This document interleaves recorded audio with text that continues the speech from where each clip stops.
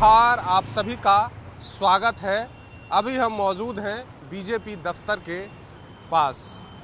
BJP दफ्तर में आज बहुत गहमा गहमी है, कार्यकर्ताओं में उत्साह है, इसलिए कि उनके राष्ट्रीय अध्यक्ष नितिन नवीन यहाँ आए हैं। जब वो राष्ट्रीय अध्यक्ष बनने के बाद पहली बार वो झारखंड के 2 दिवसीय दौरे पर आए हैं और आप देख सकते हैं कि पूरे दफ्तर में गहमा गहमी है, लोग मौजूद हैं, कार्यकर्ताओं में उत्साह है और अभी बैठक चल रही है नितिन नवीन का सांसद के साथ, विधायकों के साथ, और इसके बाद कोर कमेटी की भी बैठक है और उसके बाद शाम को बुद्धिजीवी सम्मेलन भी है, उसमें भी भाग लेंगे। तो यही है आज का प्रोग्राम। कामरान, बिल्कुल देखिए, नितिन नवीन राष्ट्रीय अध्यक्ष बीजेपी के आज यहाँ पर हैं। 2 दिवसीय उनका दौरा है और कई बैठकों का दौर चलेगा और बैठक शुरू भी हो चुकी है।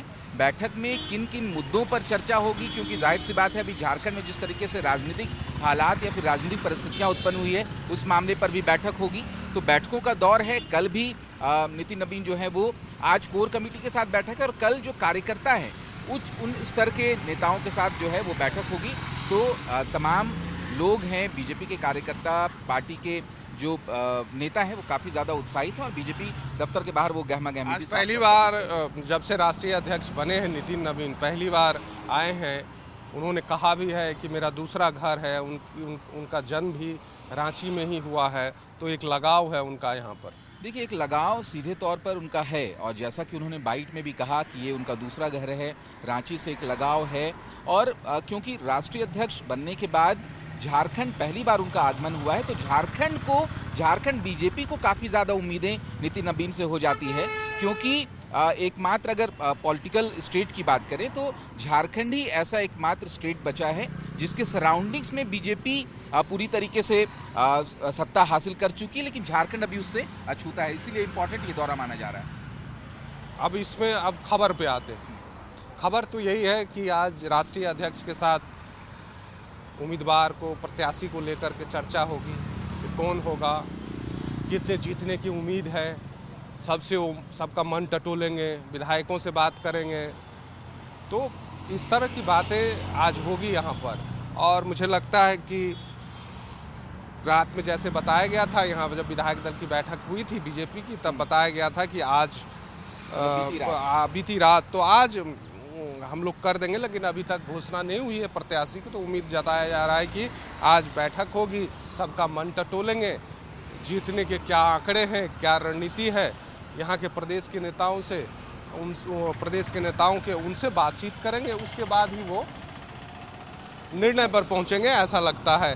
कई नाम भी उछाले जा रहे हैं कि ये प्रत्याशी हो सकते हैं, लेकिन बीजेपी में तो ये कहा नहीं जा सकता। जिसका नाम अगर टीवी पर या हम लोग चला दिए तो फिर उनकी उम्मीदवारी कहीं ना कहीं दिखती नहीं है, वो प्रत्याशी बनते नहीं हैं, दूसरे कुछ हो जाते हैं या मंत्री नहीं बनते हैं। तो आपको क्या लग रहा है कि यहाँ पर आज हो जाएगा? देखिए, जानकारी ये मिली है, जैसा कि कल बैठक में ये कहा गया था कि कल देर रात तक या फिर आज सवेरे तक बीजेपी प्रत्याशी की घोषणा कर देगी। लेकिन अगर राष्ट्रीय अध्यक्ष किसी प्रदेश में आ रहे हैं तो उनके आने से पहले घोषणा होना थोड़ा अलग सा होता। इसलिए राष्ट्रीय अध्यक्ष अब रांची में है, अब घोषणा किसी भी वक्त हो सकती है, क्योंकि बीजेपी पूरी रणनीति के साथ राज्यसभा चुनाव में अपनी उम्मीदवारी देने की तैयारी में है। क्योंकि अगर आंकड़ों की बात करें तो नंबर्स इंडिया गठबंधन के पास हैं। हालांकि इंडिया गठबंधन में आपसी मतभेद है, झारखंड मुक्ति मोर्चा और कांग्रेस में आपसी मतभेद है, इसीलिए एक चांस भारतीय जनता पार्टी का बढ़कर सामने आता है और बीजेपी काफ़ी ज़्यादा मजबूती के साथ अपने प्रत्याशी को देगी। पूरी रणनीति के साथ प्रत्याशी के नाम की घोषणा होगी और बीजेपी जिस तरीके से उत्साहित है, उन्हें ऐसा लगता है कि इस बार राज्यसभा की एक सीट बीजेपी के खाते में ज़रूर जाएगी। देखिए किस तरह से यहाँ पर कार्यकर्ताओं की भीड़ है। अंदर आप जाएंगे तो बहुत भीड़ होगी कार्यकर्ताओं की। सब राष्ट्रीय अध्यक्ष से मिलने के लिए यहाँ पर मौजूद हैं। वो अभी बैठक कर रहे हैं, बैठक के बाद वहाँ से निकलेंगे। निकलने के बाद वो शाम को 4 बजे बुद्धिजीवी सम्मेलन है, उसमें भाग लेंगे, वहाँ पर संबोधित करेंगे। तो अभी उस पर रणनीति तैयार की जा रही है। अब आते हैं हम दूसरे भाग पर। अब आते हैं हम जो गठबंधन सत्ताधारी दल है, महागठबंधन, इंडिया गठबंधन, कुछ भी कह लीजिए उसको, तो उस पे क्या चल रहा। अब कल रात देर रात में कामरान मेरे पास एक कांग्रेस के नेता का फ़ोन आया और उन्होंने बताया कि मामला तो बिगड़ चुका है और इसके लिए आनन में 2 ऑब्जर्वर नियुक्त किए गए। एक भूपेश बघेल जो पूर्व मुख्यमंत्री हैं छत्तीसगढ़ के, वो और कांग्रेस के वरिष्ठ नेता, और आजकल वो जहाँ कहीं भी किसी राज्य में चुनाव होता है तो भूपेश बघेल को लगाया जाता है वहाँ पर, और अजय शर्मा माफ़ कीजिएगा, अजय शर्मा को लगाया गया है यहाँ पर। तो क्या लग रहा है कि उनसे बातचीत बन जाएगी, और कहा जा रहा है कि सीएम से भी मुलाकात होगा। हालांकि ये भी पता चली मुझे अंदर की बात कि सीएम से कल भी वक्त मांगा गया था लेकिन दिया नहीं गया। देखिए, जानकारी तो बिल्कुल सही है कि कांग्रेसी ये चाहते हैं कि मुख्यमंत्री से मिलकर उस विवाद को, उस मतभेद को कम किया जाए, खत्म किया जाए, लेकिन मुख्यमंत्री आवास से उन्हें वक्त नहीं मिल रहा है जैसी जानकारी मिली है। अब क्योंकि कांग्रेस ने बिना कंसर्न के, बिना मुख्यमंत्री से, झारखंड के मुख्यमंत्री से बातचीत के जब कैंडिडेट की घोषणा की थी, इसके बाद झारखंड मुक्ति मोर्चा की नाराजगी भी खुलकर सामने आई थी। पहले ये कहा जा रहा था कि झारखंड मुक्ति मोर्चा एक सीट पर लड़ेगी, एक सीट पर कांग्रेस लड़ेगी, लेकिन जब कांग्रेस ने उम्मीदवार दे दिया तो अब जेएमएम इस स्टैंड पर है, इस रणनीति के साथ वो आगे बढ़ रही कि दोनों राज्यसभा की सीटों पर जेएमएम का उम्मीदवार होगा। लेकिन मुख्यमंत्री जिस तरीके से नाराज हुए हैं, या फिर झारखंड मुक्ति मोर्चा जिस तरीके से कांग्रेस से नाराज हुई है, यही वजह है कि गठबंधन में आपसी मतभेद की बात सामने आई, और तमाम चीजें ठीक अगर नहीं होती हैं। मैंने देखा कि 2 वित्त मंत्री राधाकृष्ण किशोर और आपके श्वेता सिंह जो विधायक हैं बोकारो, वित्त मंत्री तो माफ़ी तक भी मांग लिया कि अगर मुझसे गलती हुई है कांग्रेस पार्टी से तो मैं माफ़ी मांगता हूं। इतना तक आ गई बात। देखिए, बात सिर्फ राज्यसभा चुनाव तक तो नहीं रहेगी।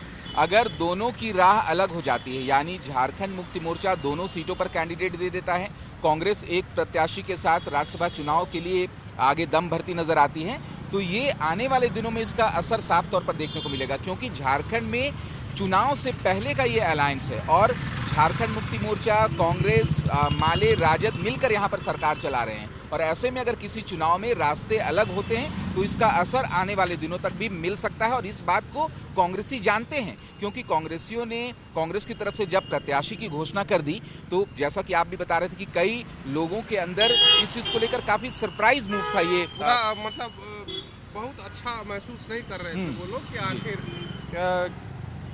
कौन उम्मीदवार है। यहाँ के कई लोग प्रत्याशी के तौर पर देखे जा रहे थे जो प्रदेश स्तर के नेता हैं, तो कहीं ना कहीं एक मायूसी दिख रही थी मुझे कांग्रेस के नेताओं में। लेकिन खैर, ये तो आला कमान का फैसला था, उसको फिर सबने स्वीकार किया है।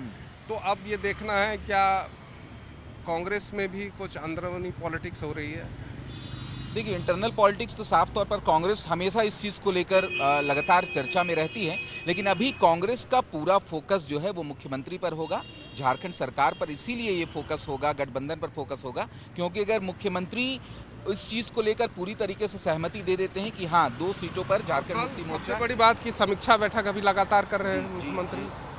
कल भी थी समीक्षा बैठक, लेकिन समीक्षा बैठक नहीं हुई, टल गई। वो आगे के लिए, यानी मामला गंभीर है। ना जेएमएम झुकने को तैयार है, न कांग्रेस। अब तो उम्मीदवार हटा नहीं सकते, कांग्रेस को दे दिया है कांग्रेस। तो अब जेएमएम क्या रुख अपनाएगी। कुछ बातचीत हुई है कुछ नेताओं से आपकी? आज भी कुछ बैठक उठक है जेएमएम में? कांग्रेस की भी साख की बात आ गई, क्योंकि पहले उन्होंने अपने कैंडिडेट दे दिए।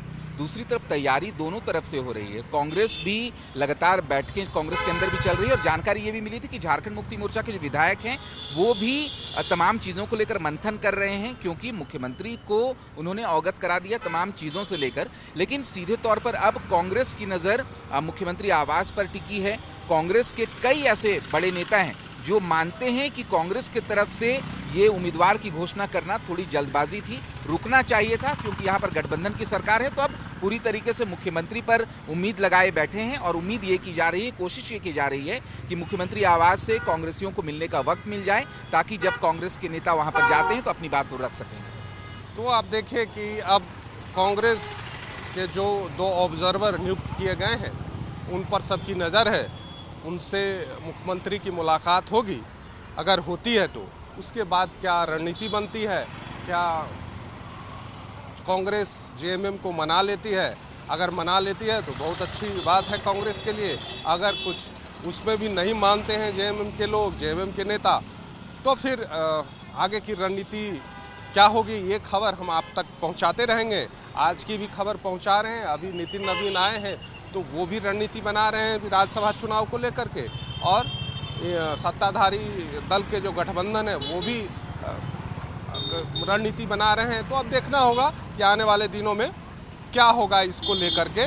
लेकिन फिलहाल हमें इजाज़त दीजिए, और आपको कैसा लग रहा है हम लोगों का बातचीत, हम लोग जो खबर आपके पास दे रहे हैं वो कैसा लग रहा है, ये ज़रूर बताइएगा। अपना आशीर्वाद बना के रखिएगा। फिलहाल के लिए नमस्कार।